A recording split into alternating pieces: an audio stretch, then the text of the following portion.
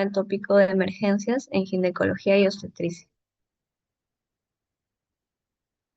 Bien, vamos a ver lo que es un esquema general de atención en lo que es las emergencias, ¿no? En ginecología y obstetricia, donde inicialmente pues tenemos a la usuaria, a la paciente que llega requiriendo una atención ginecológica, ¿no? Por emergencia. A requerir esto, la paciente primero va a pasar por lo que es el triaje, ¿no? Posteriormente, si se requiere hacer algún pago, pasaría por caja y posteriormente por estadísticas, ¿no? Dependiendo del procedimiento de cada hospital. En el triaje se va a hacer la categorización, ¿no? Según la gravedad del estado de la paciente, que lo vamos a explicar más adelante.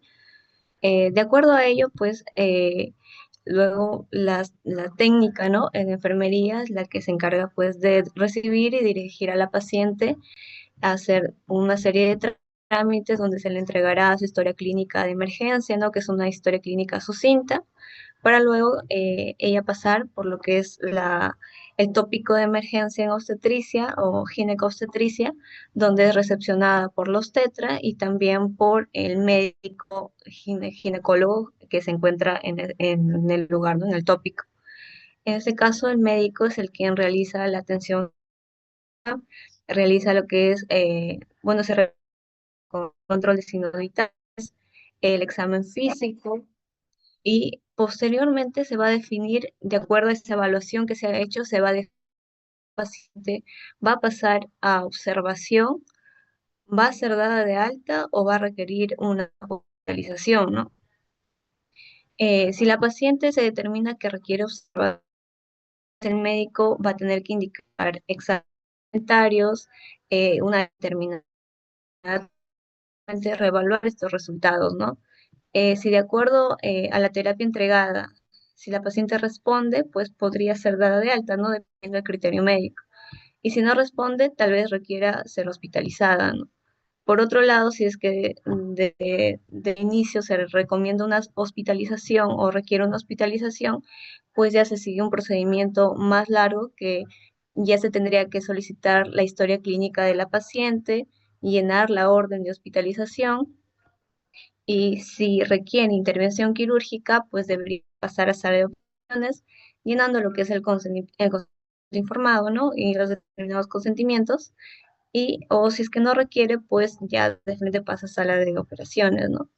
Y en todo este proceso son pues los técnicos en enfermería quienes se encargan de guiar hasta finalizar su estancia en el tópico de ginecología y obstetricia. El mismo diagrama, pero ya en bloques, donde tenemos el ingreso de la paciente y el triaje, ¿no? De igual manera, como mencioné, se recepciona a la paciente, se realiza el triaje y se clasifica, ¿no?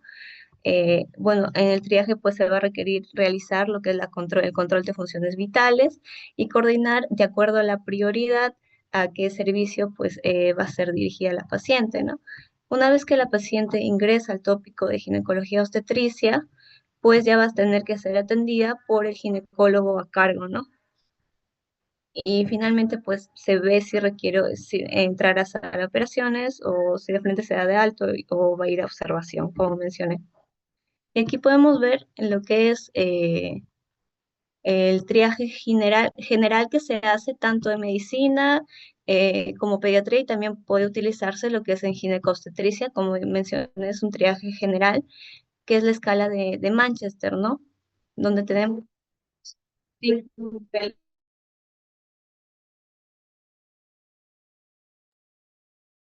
niveles, donde el primer nivel corresponde a lo que es la resucitación, ¿no? En donde la paciente va a requerir una atención de forma inmediata,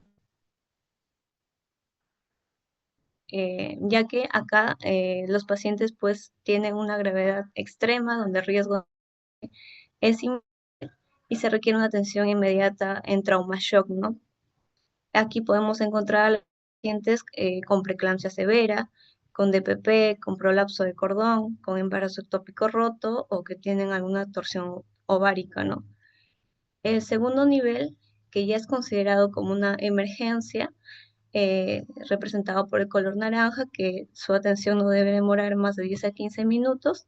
Aquí encontramos a los pacientes donde su riesgo de vida requiere una atención mediana a definitiva extrema, como en el caso del color rojo, ¿no? En el nivel 3 tenemos a los pacientes que se clasifican como una urgencia. Estos pacientes van a requerir una evaluación y atención médica en el servicio de emergencia, donde la vida del paciente pues no va a estar comprometida, pero que no presentan fiebre, a las amenazas de parto pretérmino, a las hemorragias uterinas anormales moderadas o un dolor pélvico intenso, ¿no? El color verde es considerado nivel 4 como una urgencia menor y el nivel 5, que ya no es una urgencia, es cuando la paciente acude por tal vez un control prenatal que no tiene, y es una paciente que no tiene riesgo, una dismenorrea leve o una consulta por irregularidades menstruales.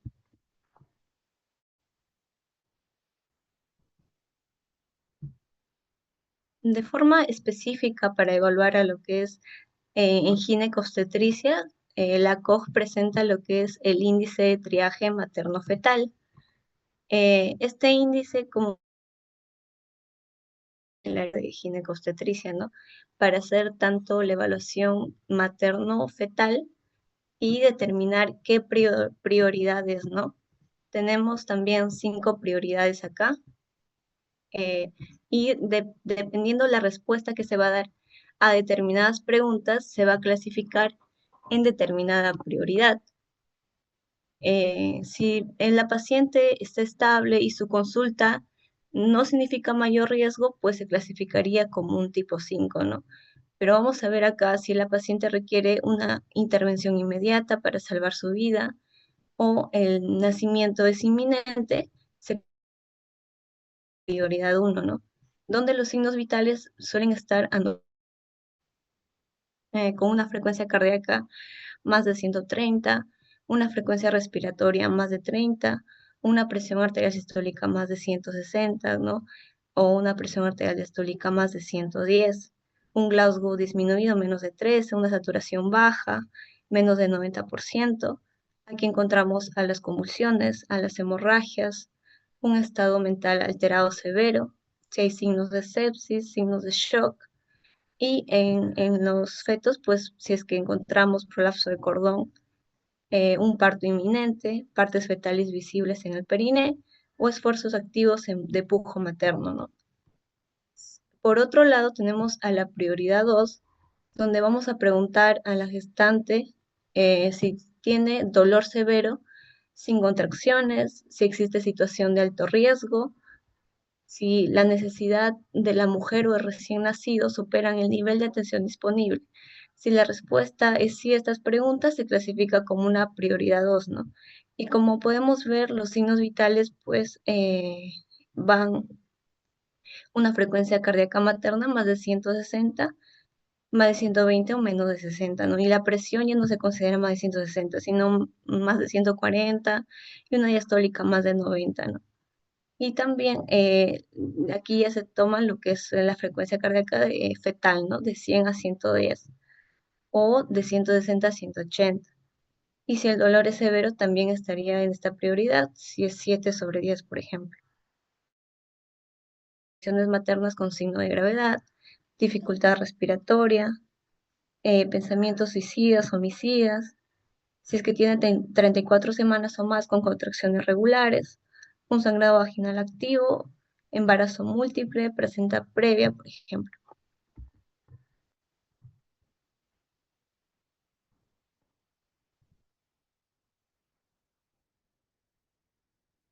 Por otro lado está la prioridad 3, donde los signos vitales siguen siendo anormales y encontramos acá, pero a menor nivel, ¿no?, que las prioridades anteriores, y se requiere atención rápida en casos como si se tratara de un trabajo de parto a término, 37 a 41 semanas, una RPM de 34 a 36 más 6 sin fiebre, sospecha de preeclampsia leve, embarazo múltiple con contracciones irregulares, o una mujer que no se adapta a un entorno de parto externo. Y por otro lado estaría la prioridad 4 que ya se considera como no urgente, ¿no? Ya que es una gestante mayor a 37 semanas, que tiene signos tempranos de trabajo parto o que se queja de membranas rotas, ¿no? O pérdida de líquido, pero no hay síntomas que indiquen urgencia, ¿no? Por ejemplo, puede haber molestias comunes que son comunes en el embarazo, flujo vaginal, estreñimiento, un dolor ligamentario, náuseas, incluso podría haber ansiedad, ¿no?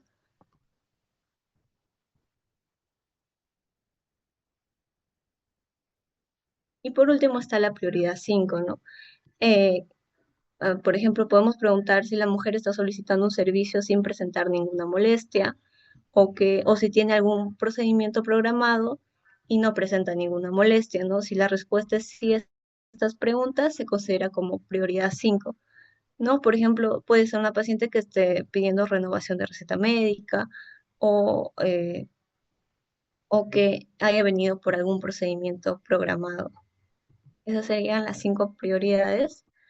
Y podemos ver que en el caso de la prioridad 1, ¿no? Si la paciente eh, es considerada como prioridad 1, pues pasaría a lo que es la atención de la paciente en la unidad de trauma shock, ¿no? Como prioridad 1. Posteriormente, una vez estabilizada, podría pasar a la unidad de admisión del paciente de servicio de emergencia ginecobstetricia y posteriormente ver a dónde se deriva, ¿no? Si va a ir a UCI, a una sala de parto o incluso si puede ir a una sala de operaciones, ¿no? Eso va a depender del estado de la paciente. Sería todo por mi parte. Muchas gracias. Vamos a empezar primero con el tema de aborto. Eh, el aborto está definido como una pérdida de interrupción del embarazo con un feto menos a las 20 semanas, se menciona 22 semanas, o con un peso menos de los 500 gramos. En lo que es epidemiología, la causa más frecuente es un aborto espontáneo, ¿no? En un 80%. Las causas, eh, aquí predominan las causas genéticas, es decir, anomalías cromosómicas, ¿no? Por ejemplo, aneuploidías o alteraciones anatómicas, por ejemplo, un útero septado, leiomiomas, adherencias, trastornos endocrinos, por ejemplo, como hipotiroidismo, diabetes, mellitus o hiperprolactinemia, eso están como causas, pero en menos frecuencia, ¿no? Y también las infecciones, ¿no? Por ejemplo, por toxoplasma, difteria, tuberculosis o el uso de medicamentos o tóxicos.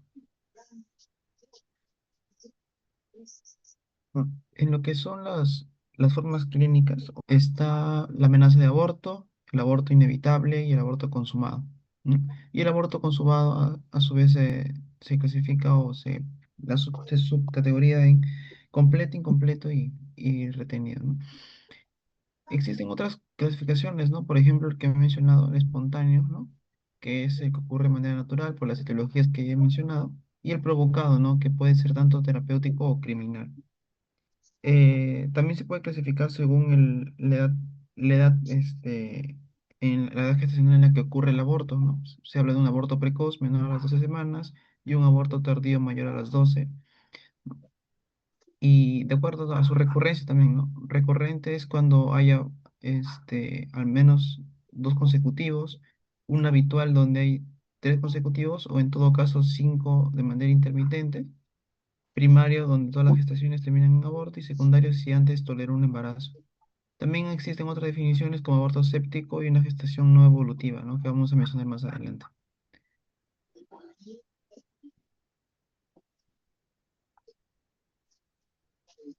Bien, de acuerdo a la clasificación clínica, como he mencionado, están los abortos consumados, los abortos, bueno, en curso y los que amenaza de aborto, ¿no? Primero, con el tema de amenaza de aborto,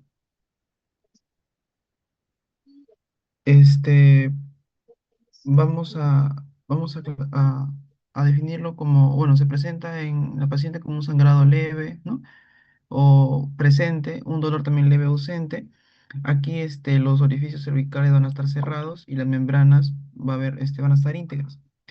Eh, su otra contraparte de esta clasificación sería, por ejemplo, el aborto retenido, ¿no? Que también tiene las mismas características, salvo porque en amenaza de aborto hay viabilidad fetal y hay actividad cardíaca. En cambio, en un aborto retenido, también puede haber un sangrado, puede haber un ligero dolor, los orificios cervicales van a estar cerrados, membranas van a estar íntegras, pero no va a haber actividad fetal. Luego tenemos a lo que es el aborto en curso, que es un aborto que está, bueno, en proceso. Aquí se caracteriza porque hay un sangrado moderado abundante, un dolor intenso, los orificios cervicales van a estar abiertos y aquí las membranas pueden estar íntegras o rotas. En lo que son abortos consumados, tenemos el aborto completo e incompleto. El incompleto, pues, es una expulsión parcial del producto gestacional, es decir, dentro del útero vamos a encontrar restos ovulares.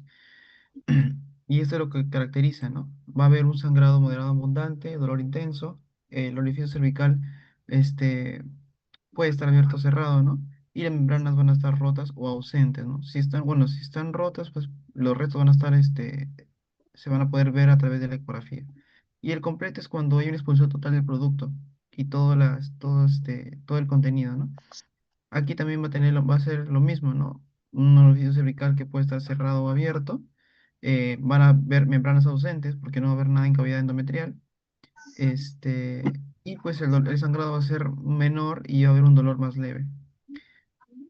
Y luego tenemos el aborto séptico, ¿no? Que es un aborto complicado con una infección uterina, ¿no? Aquí lo característico es la presencia del sangrado, que suele ser un sangrado fétido que puede ser purulento o sanguinolento. El dolor abdominal es intenso y generalizado, tiene algunos síntomas sistémicos. En el endometrio puede haber restos, signos de líquido intrauterino, ¿no? O colección o gas. Los divisos cervical puede estar abierto o cerrado, ¿no? Y los membranas íntegras usualmente van a estar rotas o con signos de infección.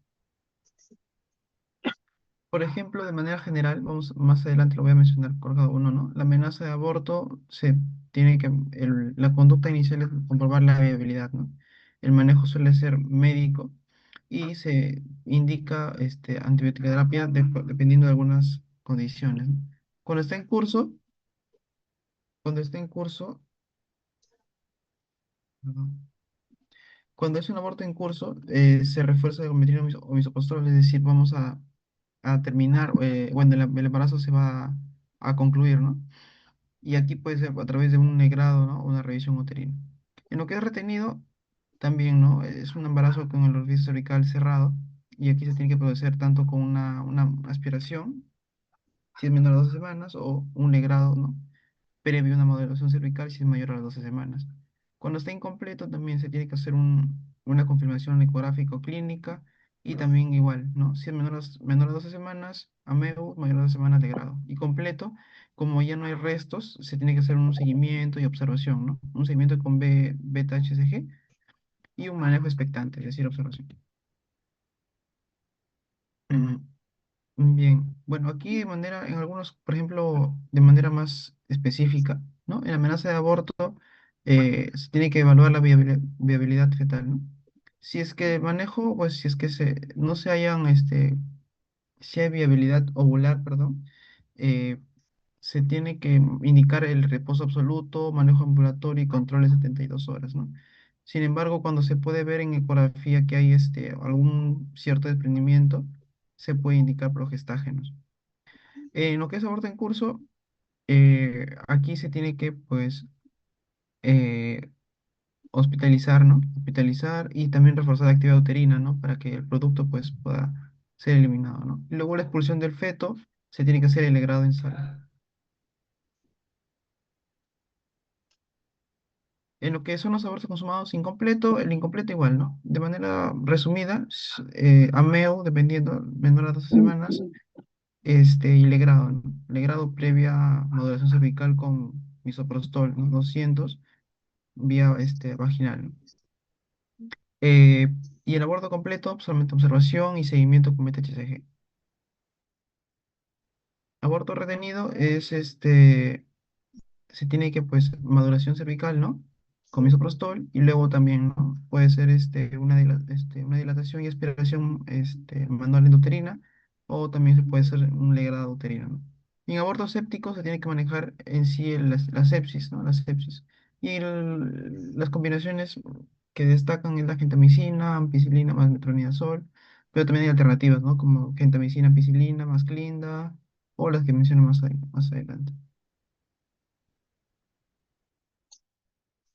Continuando con la exposición, tenemos lo que es el embarazo ectópico, en la cual se define con lo que es como un embarazo de blastocisto, que se implanta lo que es un sitio distinto a lo que es el endometrio.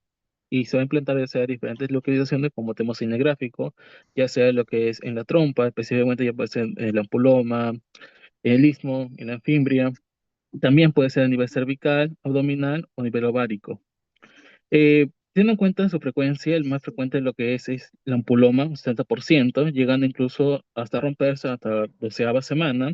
El ísmico, que es el cual se rompe con más mayor facilidad entre 6 y 8ª semana.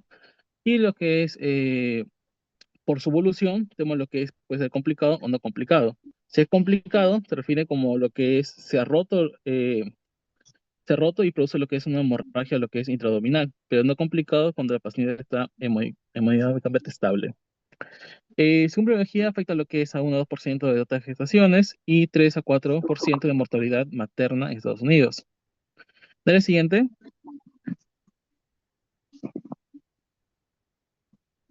Dale siguiente. Ahí tomamos las explicaciones, siguiente. Ya. El factor de riesgo más importante a tener en cuenta acá es que va a ser multifactorial, teniendo en cuenta que el principal factor va a ser lo que es una lesión tubárica secundaria a una inflamación. Entre los factores de riesgo de alto valor, lo que es un embarazo tópico previo que haya tenido la paciente, una cirugía de trompas, una patología tubárica que tenga, un que haya usado lo que es un DIU, o lo que tenga lo que es una fertilización in vitro incluso. Ya otros factores como lo que es un moderado, puede ser que sean fumadoras, una enfermedad pélvica inflamatoria, una infección de transmisión sexual, gonorrea, clamidia, o el uso de anticonceptivos orales de estrógeno también. En la cual la fisiopatología nos lleva a todo esto lo que es un daño estructural de la trompa a nivel de lo que es endotelio, produciendo así por infecciones, transmisión sexual o por infecciones de organismos y llevando a lo que es a una debilidad de la pared, al nivel de lo que es el asiento placentario y a su alrededor, conllevando posteriormente a que la velocidad corriales en la capa muscular, perforando así, digamos, los vasos y provocando lo que son las hemorragias y por último la muerte del huevo cigoto. La siguiente. Siguiente. El cuadro clínico tenemos lo que es una triada clásica, en la cual son dolor abdominal, atraso menstrual y sangrado vaginal. Y también los signos que son un poco más específicos, vemos una masa anexial al examen físico, o dolor, lo que es algo del cervix también. Y los signos de alarma a tomar en cuenta es que la paciente tenga lo que es un índice de shock menor a 0,5, que esté hipotensa, un trastorno sensorio, desmayos o pérdida de conciencia, indicando, digamos, que es un embarazo ectópico complicado, que ya se ha roto lo que es, o que tenga taquicardia, o lo que es llenado capilar aumentado, palidez. Ten en cuenta incluso que aparte de la clínica, que es la triada que había mencionado, también tenemos lo que es el uso de la esperoscopía, en la cual tenemos que confirmar la que es un sangrado proveniente de lo que es la cavidad uterina, el examen pélvico, como dije, la movilidad y el dolor. Y del siguiente, y tener en cuenta, eh, siguiente, el uso ecográfico, que es la ecografía transvaginal, en la cual tenemos que ver que haya ausencia del embrión en la cavidad uterina y que haya lo que es una masa anexial al hallazgo ecográfico, que lo más frecuente es un 89% en los casos. O también podemos ver lo que es una masa no homogénea o lo que es el signo de doble halo. Dale siguiente. ¿Cómo podemos saber ahí la presencia de una masa anexial en la ecografía transvaginal? Pero también otras pruebas, tenemos lo que es el BTCG, tiene un punto de corte de 3.510, en las cuales esta BTCG, ten en cuenta que incrementa cada 48 horas. Entonces, teniendo en cuenta que si no incrementa, se mantiene constante en meseta cada 48 horas, indicaría que es un sugestivo de lo que es de embarazo ectópico. Además, teniendo en cuenta que si tenemos valores, por ejemplo, de 1.500, indicaría que hay un embarazo que debe ver lo que es un embarazo intrauterino. O si hay, o si hay lo que es 5.000 de BTCG, indicaría también que hay un embrión, pero con actividad cardíaca. Y si no hay eso, pues sería más un embarazo ectópico. El laboratorio también es importante, ya que si el paciente viene hemodinámicamente inestable, tenemos que usar todo lo que es paquetes globulares, grupos sanguíneos, perfil de coagulación, glucosa, creatinina, examen de orina, y si queremos lo que es un tratamiento que vamos a aplicar más adelante, que es tipo médico, tenemos que estar el perfil hepático. Siguiente. Y acá tenemos el tratamiento médico, en la cual, como dije, se solicita lo que es perfil hepático, ya que acá el principal medicamento va a ser el metrotexate, en las cuales este tiene indicaciones que va a ser solamente cuando el paciente está hemodinámicamente estable, con un embarazo ectópico diagnosticado, sin signo de rotura del embarazo ectópico, con un BTCG menor a 5000, retrocede, mejor a 5000, ausencia de latidos del embrión, y lo que es un saco gestacional menor a 4 centímetros, pues se menciona. Lo que tenemos que en cuenta las contraindicaciones va a ser que sea lo que es lactancia materna, inmunodeficiencias, una creatinina elevada, TGO o TGP mayor a 70, indicando que es daño hepático, o lo que es un BTG mayor a 100, mayor a 10.000, o lo que es otra enfermedad otra comodidad que tenga la paciente. El tratamiento va a consistir en lo que es metrotexate, en la cual se aplica en día 1, 4 y 7, monitorizando que este BTG disminuya más del 15%, porque si no disminuye o disminuye menos del 15%, se repetiría el mismo esquema, se reiniciaría. Mientras que si aumenta más del 15%, indicaría que está bien, todo ok, y sería de alta y seguir tratamiento. Dale siguiente. Es en el caso de que cumpla todas esas indicaciones, pero si el paciente viene médicamente inestable, o digamos sospecha de rotura tubárica, está contraindicado el uso de metrotexate, ya sea por un problema hepático que tenga la paciente, o una falla de tratamiento, incluso eso, se lleva más a una laparoscopía o una laparotomía, en la cual vamos a aplicar a la paciente la sapingectomía, que sería la primera opción en estos casos.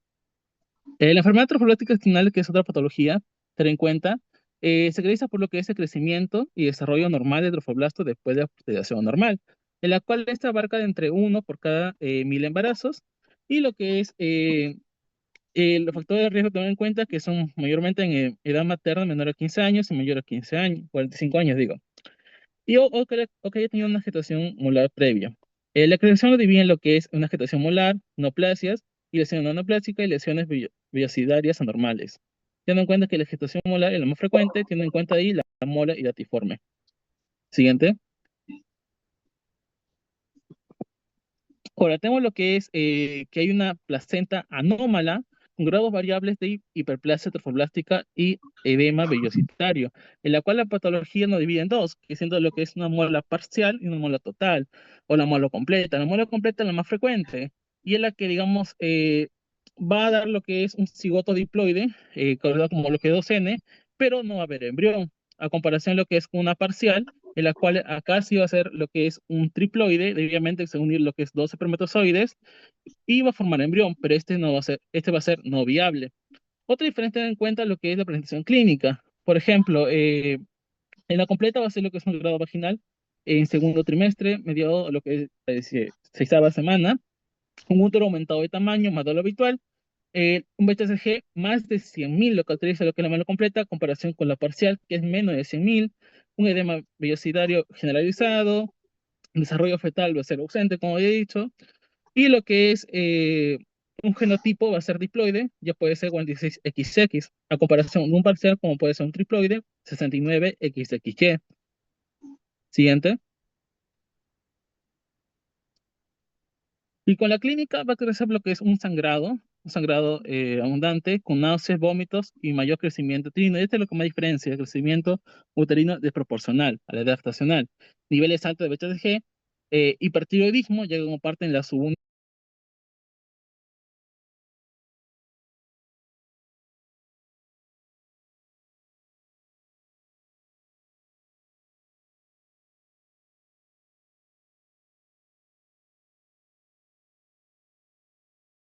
Los niveles de BTG suelen ser mayores a 100.000, mientras que la parcial suele tener rangos esperados para la edad gestacional, es decir, menos de 100.000.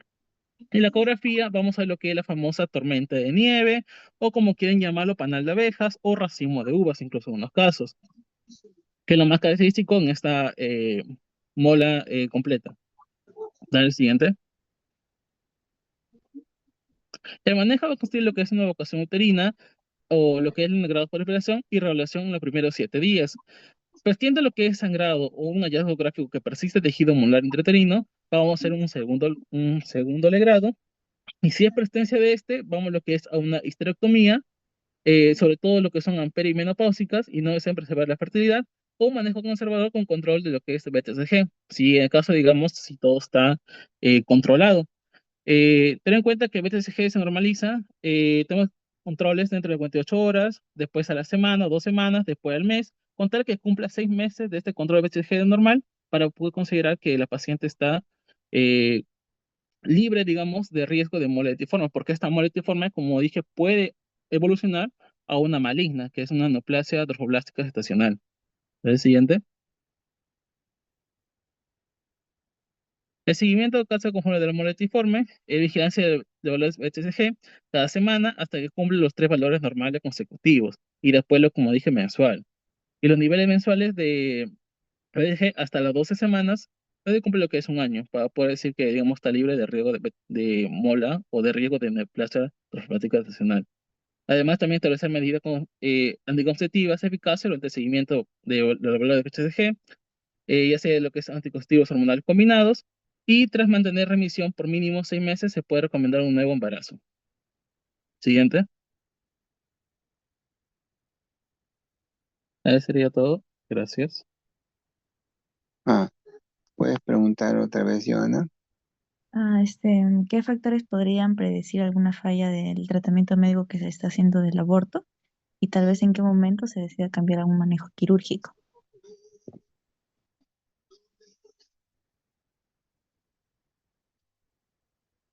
Ok, ya está clara la pregunta. Sí.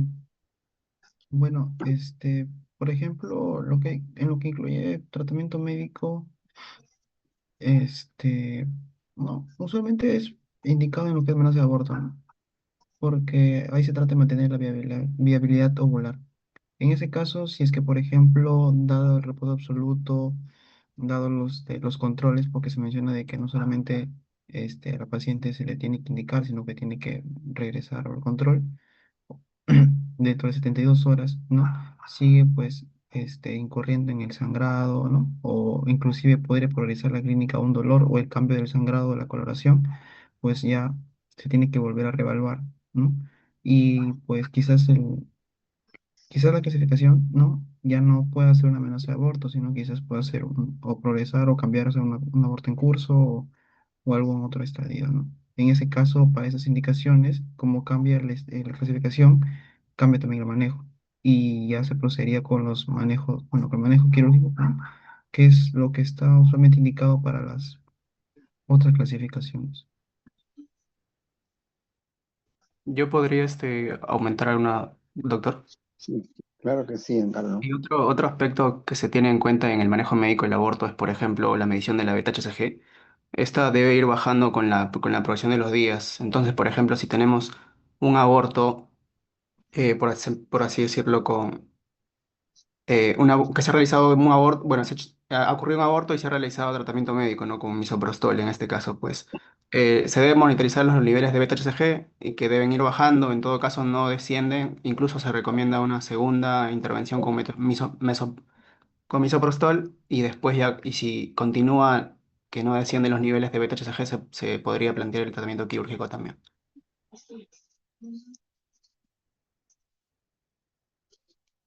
Muy bien. ¿Otras preguntas que tengan? Doctor, y bueno, tengo una pregunta. Sí, Eh, ¿Cuál sería el manejo en un aborto inevitable o inminente? muy bien. Nuevamente a los opositores.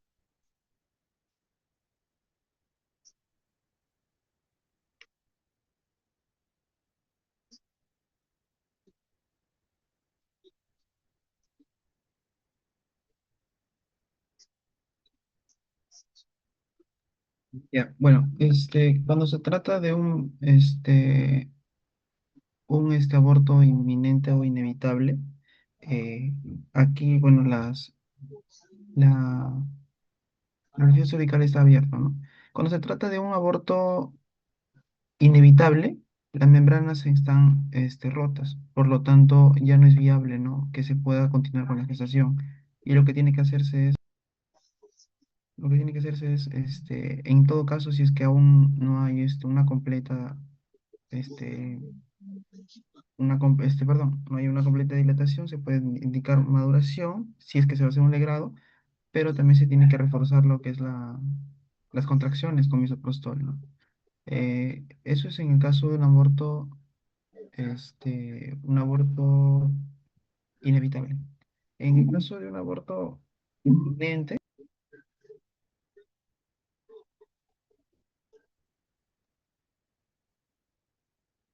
el caso de un aborto inminente, este, eh, las membranas, ¿no? Las membranas, se encuentran íntegras, pero el orificio cervical se encuentra, abierto, ¿no?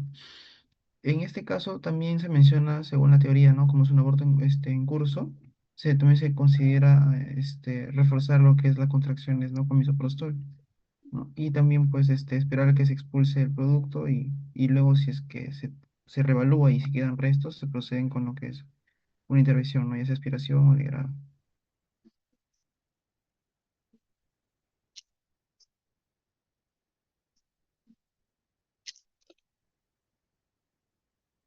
Muy bien. ¿Alguna otra pregunta, por favor, que tengan?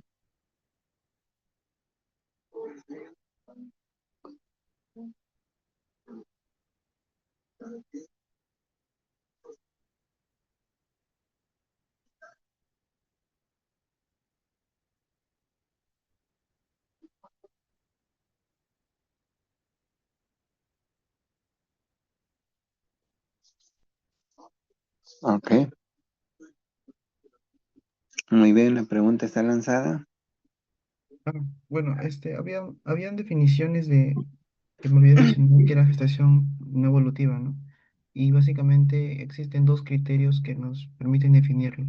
Uno es que, la longitud,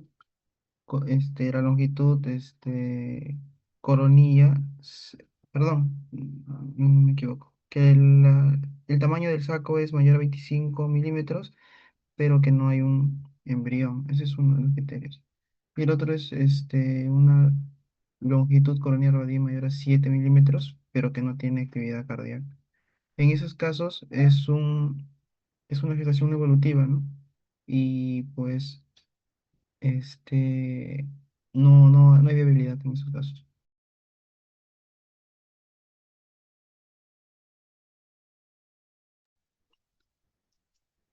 Muy bien. Pasamos a la parte de contribuciones o que hay que encontrar algunos aspectos que puedan aportar.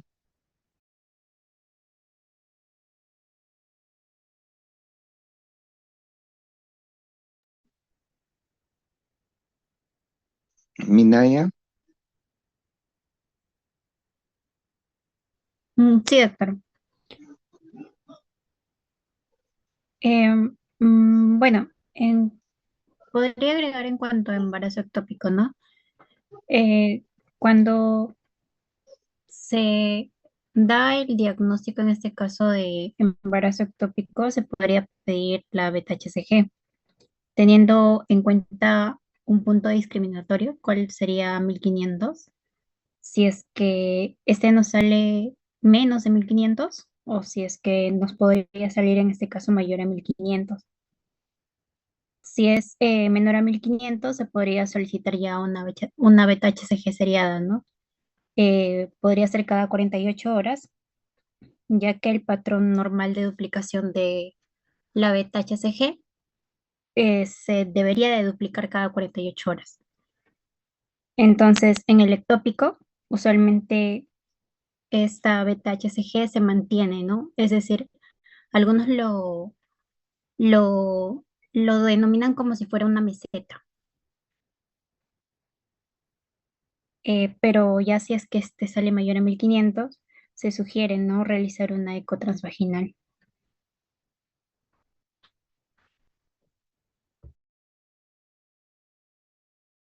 muy bien. ¿Otras contribuciones?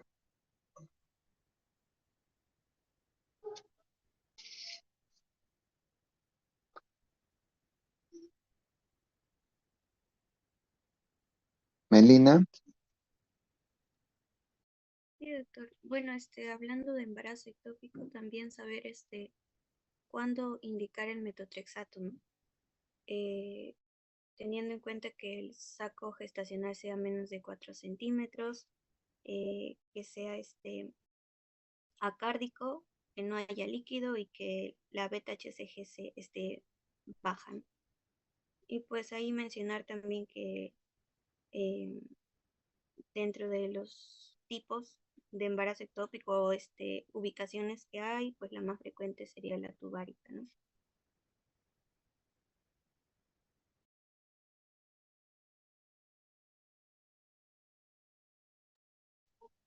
muy bien. A ver, en cuanto al primer tema, ¿no? Nosotros en el país tenemos una ley de emergencia, ¿no? Donde básicamente toma algunos de estos criterios que ustedes han estado mencionando, pero sobre todo hace énfasis en las emergencias, ¿no? Que las emergencias tienen que ser atendidas sí o sí, no importando documentación, pago ni nada, ¿no? Se atiende la emergencia, salva la vida de la paciente y después ya se ve las posibilidades de pago, toda la documentación que se vio, ¿no? Entonces, ese es el énfasis que nos hace, ¿no? Sin embargo, acá en nuestro país, este, hay un desorden en eso de la atención de los pacientes, lógicamente porque no hay consultorios que podían ser diferenciados, ¿no? Por lo menos para atender en estos niveles, ¿no? Este, entonces todos están juntos de tal manera que pueden haber en la cola pacientes con emergencia, pacientes de urgencia, pacientes de diferentes prioridades y no hay un orden, ¿no? Que pueda, que pueda ubicar estos pacientes, ¿no? Y un claro ejemplo es lo que ustedes ven al costado de ginecostetricia, es en medicina, ¿no? Que debe ocurrir también en los otros hospitales donde se abarrotan la cantidad de pacientes y lógicamente que hay unos que se ven en la cola que están muy adoloridos, pero sin embargo están atrás en la cola, ¿no? Entonces, y hay otros que están muy estables, casi sin dolor, y sin embargo están este, en los primeros en la cola, ¿no? Eso por un orden porque realmente no hay un orden en nuestro país, ¿no? Todos los sistemas de salud son desordenados porque no funcionan simplemente, ¿no? Y el otro aspecto es que lastimosamente en nuestro país se construyen los hospitales y las emergencias siempre van a ver ustedes en todos los hospitales son pasadizos, ¿no? Y lógicamente un pasadizo pues se abarrotan la cantidad de gente, ¿no? Cuando estuve en Estados Unidos, este, allá sin embargo son distintos, ¿no? La emergencia es un círculo muy grande, no es un pasadizo, sino es un círculo muy grande, donde en la periferia, es decir, los círculos, el círculo, toda la periferia, hay cubículos para la atención, que vendrían a ser los consultorios, ¿no? Son gran cantidad de cubículos que existen. Y en esa periferia del círculo hay algunos ingresos que son para pacientes de observación, ¿no? Que viene a ser otro círculo mucho más grande que el primero, ¿no? Y de tal manera que hay mucho espacio. Y al centro se tiene la parte administrativa, ¿no? De tal manera de que los pacientes no salen de ahí, ¿no? Paciente que entra por emergencia, va a la parte administrativa, Se ubica uno de los cubículos, lo ubican, luego viene el médico, le evalúa, etcétera, y dan la orden, viene lógicamente con una computadora que es un carrito portátil, y ahí examina, y luego pasa todo lo que se tiene que hacer, resonancia, análisis, etcétera. Entonces, todo en ese carrito que tiene la computadora. Entonces, de tal manera que la parte administrativa que está al centro ya está tramitando todo eso. El paciente no se mueve del cubículo y viene el personal a su mismo cubículo, le toman los análisis, sí, la llevan para transportar, para que le tomen, por ejemplo, una resonancia, una tomografía, ¿no? Y luego el paciente viene al cubículo. Luego sale todo y el médico se acerca nuevamente al cubículo, y le traen los medicamentos o todo lo que sea necesario, de tal manera que al paciente se le explica ahí, el médico, y la paciente se va, ¿no? Diferente es cuando ya dan la orden para que pase a observación de emergencia o hospitalización. De tal manera que no se ven pacientes en camilla en los pasadizos de emergencia, ¿no? Porque es una situación totalmente fuera de sitio el hacer de emergencia un pasadizo, ¿no? Es el peor error que se comete en nuestro país, ¿no? Entonces, por eso que ustedes van en salud, de cualquier parte del Perú, a Minsa, y todos van a ver amontonada la gente en un pasadizo que se llama emergencia. Entonces, los sistemas de salud en países desarrollados son distintos. Aparte que existen las redes también como acá, pero que las redes sí funcionan, ¿no? A diferencia de acá, que las redes, básicamente, la atención es igual que en los hospitales, es pasiva. Allá no, allá es activa. Y están atendidos por especialistas que son en medicina familiar, ¿no?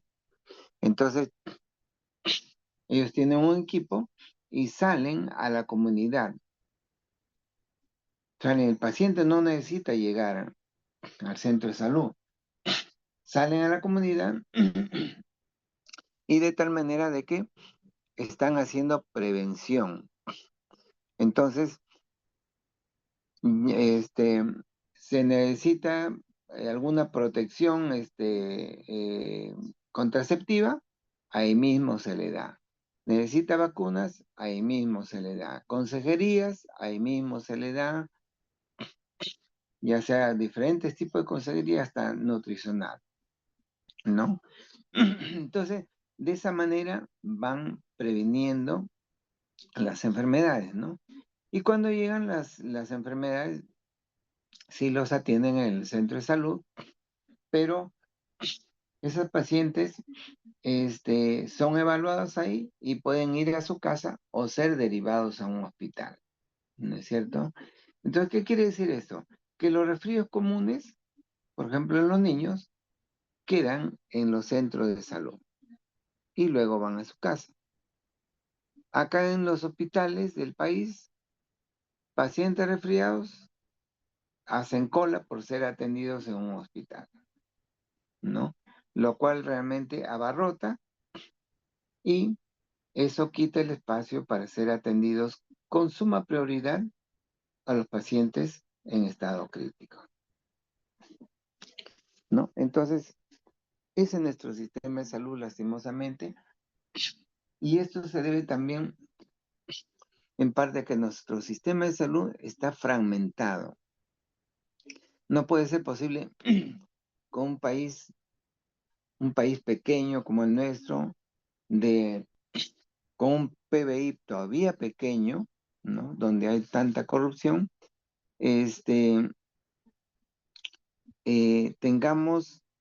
tengamos todas estas irregularidades en los hospitales, ¿no? Y no funcionen las redes, ¿no? Entonces, ese es uno de los grandes problemas que tenemos y que los pacientes se van directamente a los hospitales abarrotando esto, ¿no? Y hay que ir enseñando a los pacientes, si vamos nosotros a salir a su casa, como médicos familiares o todo el personal de salud, lógicamente ir adiestrando a las personas, ¿no? Pero en nuestro país corremos otro riesgo, ¿no? Que si se hace esto de que el personal de salud tenga que salir a las poblaciones, a sus casas, ¿no? Con toda esta inseguridad ciudadana que pasamos y esta delincuencia, se corre el riesgo, pues, de que nuestro personal de salud también padezca las consecuencias de la delincuencia, ¿no? Entonces, y los presupuestos, si bien el país está creciendo, pero el presupuesto más está centrado en los poderes del Estado, ¿no? Ha crecido muchísimo los presupuestos, tanto para el Ejecutivo, tanto para el Poder Judicial, ¿no? Y tanto para el Congreso de la República, ¿no? Mientras que decrece para lo que es salud y educación, ¿no? Y muy aparte de eso, lógicamente, la gente deja de trabajar porque tenemos la delincuencia que los está extorsionando, matando, y cada quien cierra sus pequeños negocios, ¿no? Entonces, miren todo lo que tenemos, la distorsión de nuestro sistema de salud y educativo, ¿no? Muy bien. El aborto. En nuestro país, el aborto está definido hasta las 22 semanas, ¿no? Y esto es importante saber porque hay países que lo definen como 20 semanas, e incluso hay países que lo definen como 21 semanas, ¿no? Entonces, lo cierto es de que cuando tenemos los 500 gramos o 25 centímetros del SR, ¿no? Sobre todo los 500 gramos, ¿no? Entonces, se empezó a cuestionar de que no en todos los países llegaba a las 20 semanas a 500 gramos, ¿no? Y esto es por la variabilidad biológica. Entonces, ¿qué quiere decir? Que en muchos países, por ejemplo, los holandeses, en promedio miden 2 metros, ¿no? Para nosotros, que en promedio tenemos unos 60, unos 65. Entonces, lógicamente que hay una variabilidad biológica en cuanto a la talla, a la complexión anatómica de las personas, ¿no? Entonces, cuando se hizo el estudio en los Estados Unidos, en cada estado empezaron a decir, acá en mi estado, a las 18 semanas ya tienen 500 gramos, en el otro 21 semanas, en el otro 22 semanas. Entonces, se quedó en que en cada país se debería hacer la investigación y cuando llega a los 500 gramos, hasta 500 gramos se habla de aborto. Entonces, en nuestro país se vio a las 22 semanas. Por eso que se consideran las 22 semanas. Todos los protocolos del MINSA consideran a las 22 semanas, ¿no?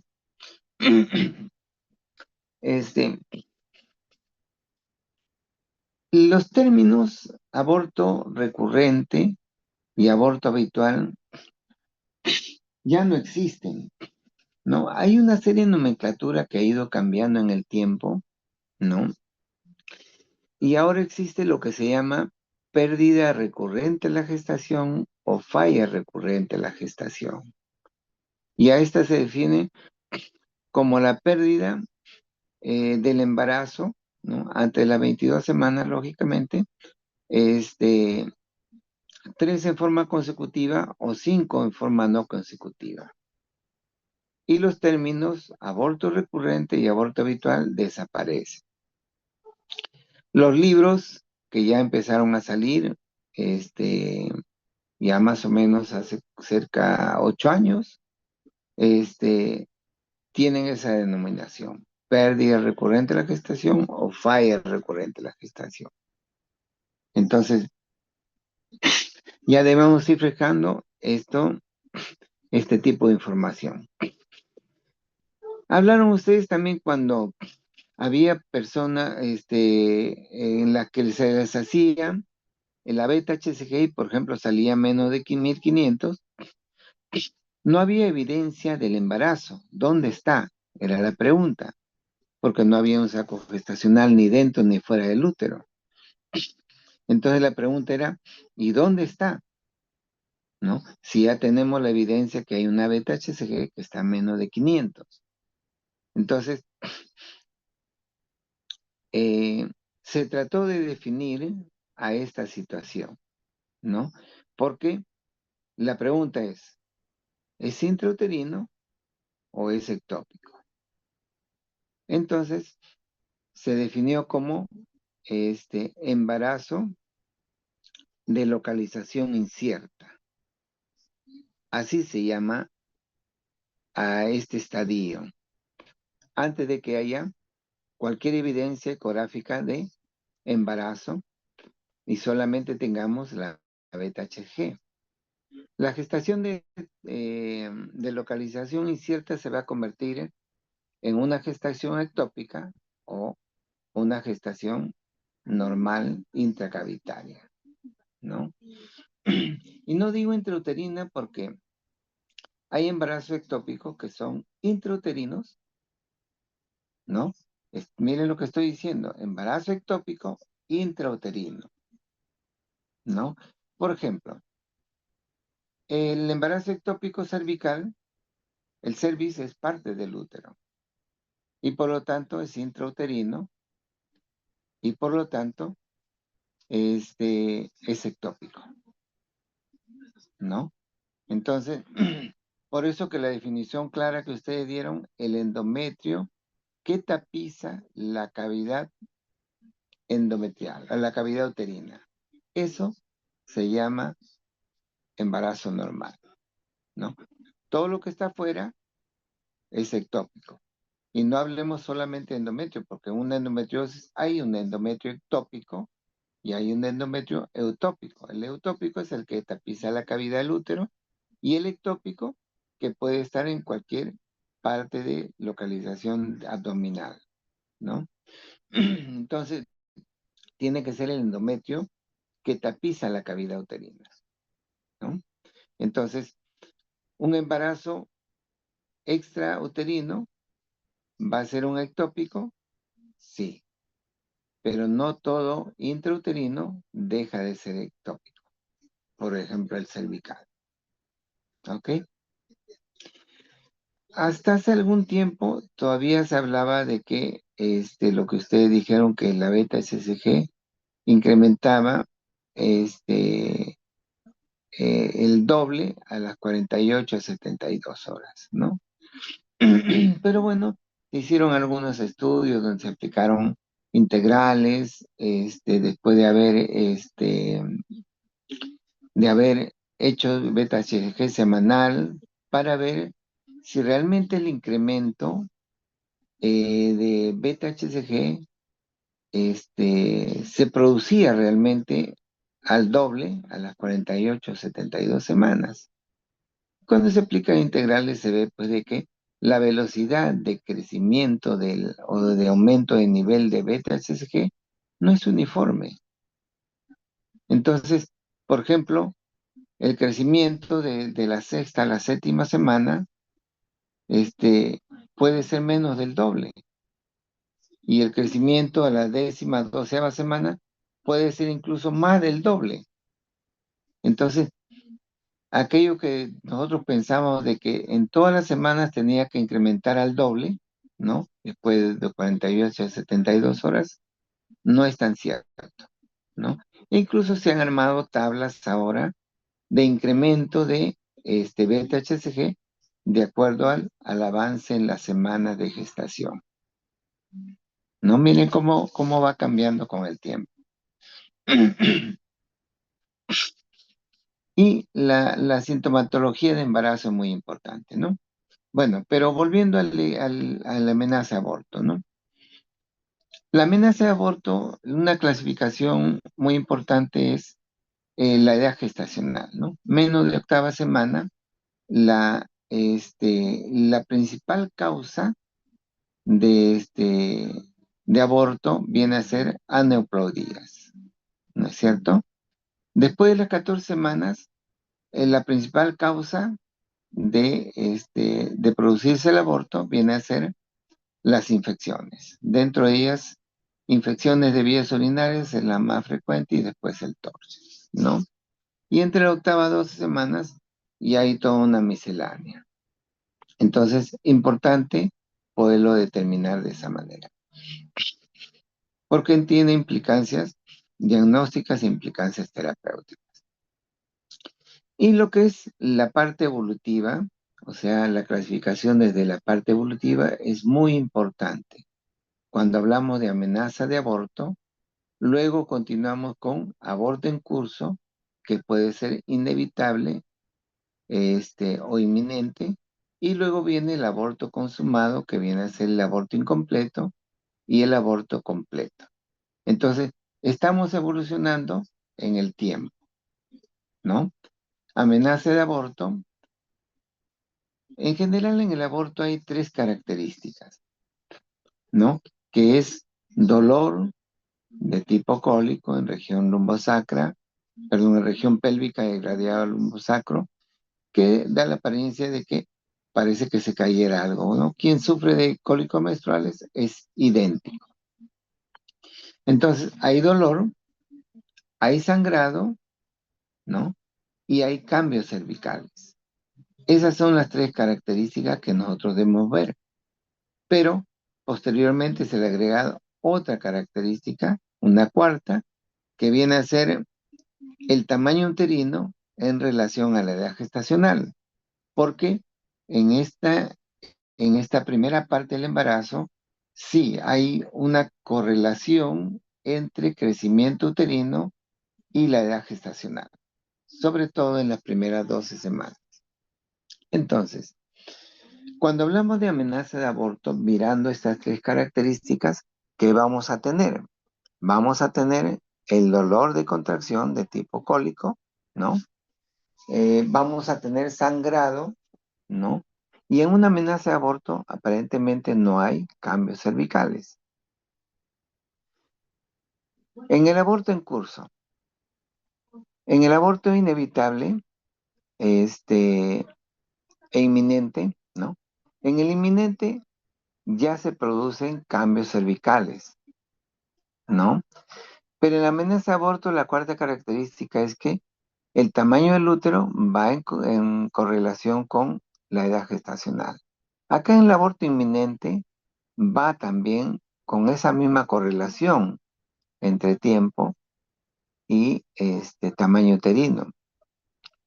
Pero lo que ocurre acá ya son cambios cervicales, ¿no?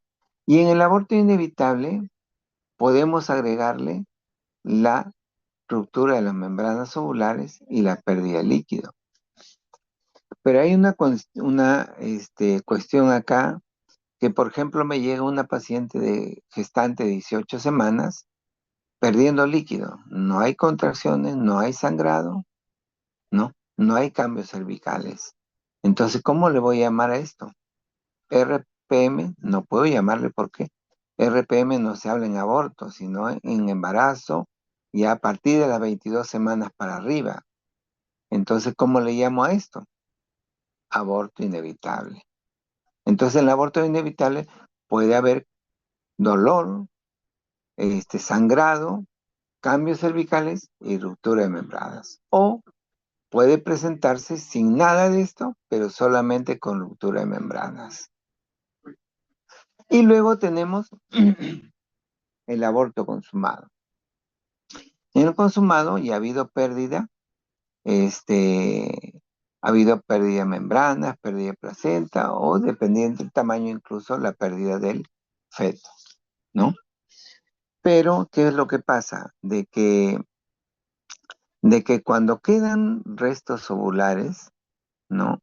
Estas características, nuevamente, miren, estoy trabajando solamente con estas características. Entonces, ¿Va a haber dolor? Sí, permanece el dolor. ¿Va a haber sangrado? También permanece el volumen de sangrado, ¿no? Igual o puede incluso incrementar. Cambios cervicales, lógicamente, pero el tamaño del útero ya no corresponde con la edad gestacional. Es más pequeño. ¿Y cómo sé cuando ya ha habido un aborto completo? Porque el dolor ha cedido, ¿no? Pero el sangrado va en disminución, ¿no? Hasta hacerse incluso mucho menor que una menstruación, ¿no? El cambios cervicales, sí, pero hay tendencia del cuello a cerrarse, va a depender del tiempo, ¿no? Y el tamaño del útero en relación a la edad gestacional no corresponde. Entonces, clínicamente, entre un aborto consumado, incompleto y completo, es básicamente el dolor, el sangrado y los cambios cervicales y el tamaño del útero. Entonces, eso me sirve clínicamente para poderlo diferenciar. Por ejemplo, si yo estoy en un serum y no tengo un ecógrafo, me sirve para poderlo diferenciar a ambos, ¿no? De esa manera, clínicamente. Entonces, estas son las características clínicas que me van a ayudar a que, a que yo pueda diferenciar en cada una de estas, de lo que serían las características del aborto desde el punto de vista evolutivo, ¿no? Bueno, lo de la terapéutica ustedes ya hablaron, ¿no? Pero mientras haya un feto vivo, no podemos actuar. No podemos actuar a menos que solamente que esté en riesgo la vida de la paciente. A esto se llama aborto terapéutico. Si el embarazo pone en riesgo la vida de la madre, ¿no? Es decir, el aborto, entonces sí está permitido, bajo una junta médica, terminar la gestación. Si no, de otra manera, no está permitido, ¿no? Ahora, si se detecta malformaciones congénitas, por ejemplo, en estas pacientes ante las 22 semanas, incompatibles con la vida, ¿no? No se puede terminar el embarazo, porque esto se llama aborto, aneuploide, ¿no? Entonces, no está permitido en nuestro país. O también le llaman el aborto eugenésico. En otros países donde se desarrolla mucho más la medicina fetal, sí está permitido. En nuestro país no. Entonces, muchas veces hemos tenido pacientes con exencefalia al principio, que esto evoluciona hacia anencefalia, y sabíamos que al nacer se iba a morir, y se ha tenido que esperar en estas pacientes a sabiendas que su bebé se va a morir, ¿no? Si bien la ley no lo permite, pero lastimosamente la discusión en el Congreso fue pobre porque no se considera el aspecto psicológico de la madre, ¿no? Para nadie es agradable ni tampoco lo va a tomar con tranquilidad saber que lleva en su vientre un bebé que va a morir, un bebé con múltiples malformaciones congénitas, ¿no? Entonces, eh, eso ameritaría una mayor discusión, ¿no? En nuestro país. En cuanto a la mola, sí hay una serie de clasificaciones de la mola, ¿no? Tenemos la mola completa, parcial, la NTG, ¿no? Que deben hacer otra forma de mola invasoras y el carcinoma, ¿no? Lo cierto es de que ustedes mencionaron lo del el mola completa, mola parcial, ¿no? Recuerdo en la residencia en Lima, tuvimos un caso de una mola parcial, no, tuvimos un caso de un embarazo ectópico, ¿no? Que a las 24 semanas, ¿no? Y eso va a depender de la localización donde esté el embarazo ectópico, ¿no? Si yo tengo un aborto, intramural, entonces el embarazo puede llegar incluso hasta esta edad gestacional, ¿no? Y ese embarazo llegó hasta esas semanas, ¿no? Lógicamente porque está rodeado de músculo del útero, pero es así una ruptura de este embarazo y es fatal, ¿no? Este, luego tenemos el ísmico, que el ísmico generalmente se rompe ante la sexta semana. Y luego tenemos el ampular, que generalmente se rompe a la octava semana, ¿no? Entonces, como sabemos que el ampular es el más frecuente, yo tengo hasta la octava semana para estudiarlo, ¿no? De todas maneras, teniendo cuidado porque si es un ísmico, se rompe antes.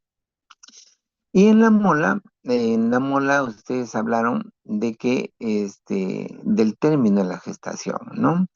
¿Cómo se termina el embarazo en estos casos, no? En estos casos, se induce, sí, el aborto, ¿no? Pero se tiene todo listo porque puede empezar a sangrar en forma abundante, ¿no? Y apenas empieza a sangrar y el cuello se empieza a abrir, inmediatamente pasas a las operaciones. ¿Y cuál es la terapéutica? Es hacer un legrado aspirativo, ¿no? Es decir, eh, puede ser con aspirativo o puede ser con un ameo, ¿no?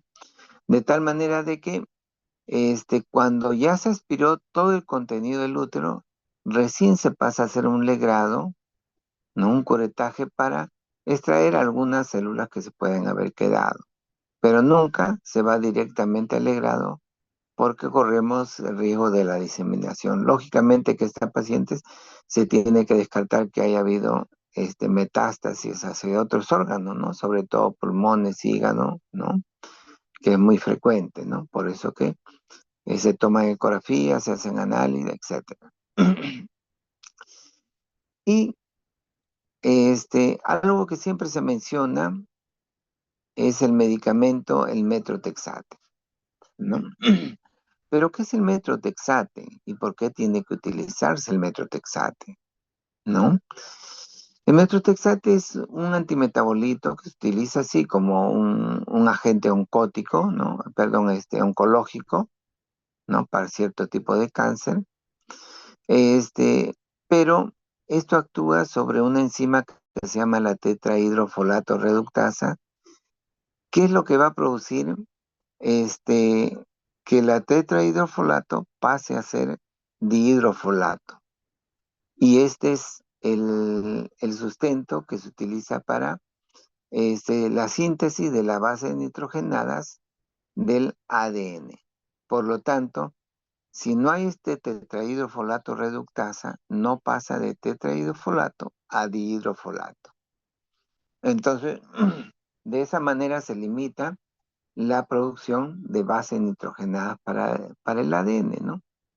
Y si estamos prácticamente limitando el ADN, no puede haber reproducción de las células. Y por eso que se utiliza este medicamento, ¿no? Porque sabemos que en la mola hay una alta tasa de replicación celular, es decir, de división celular, ¿no? Al igual que en el cáncer. Por eso que este medicamento actúa de esa forma, ¿no? Pero afecta lógicamente a estas células que tienen alta tasa de mitosis. Pero no es selectivo para estos tejidos, porque nosotros tenemos en nuestro organismo tenemos tejidos, ¿no? Epitelial de alta replicabilidad, de moderada replicabilidad y de baja replicabilidad, es decir, mitosis. Entonces, ¿qué va a afectar? Básicamente afecta a los tejidos que tienen alta tasa de mitosis, ¿no? Y dentro de esos tejidos están lógicamente los tejidos eh, que tapizan, o sea, el epitelio, que va desde boca hasta el ano.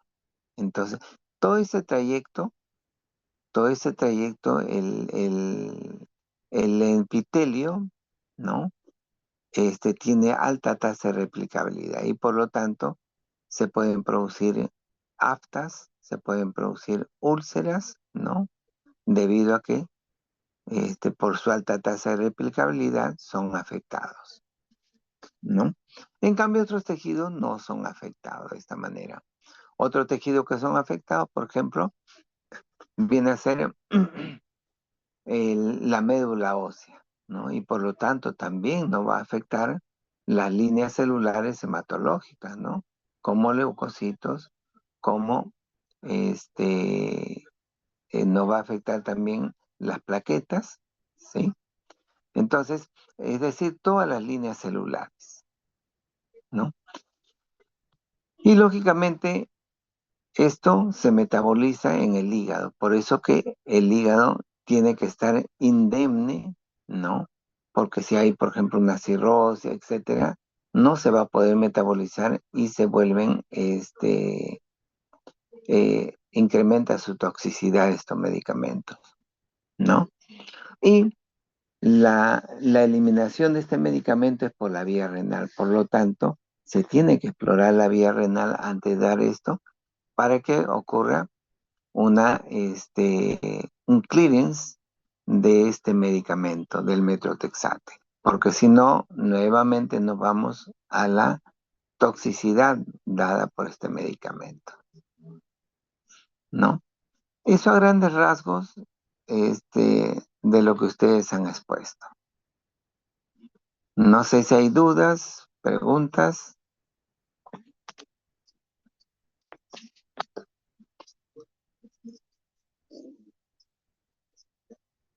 ¿Quedó claro? ¿O algunas partes dudosas? A ver.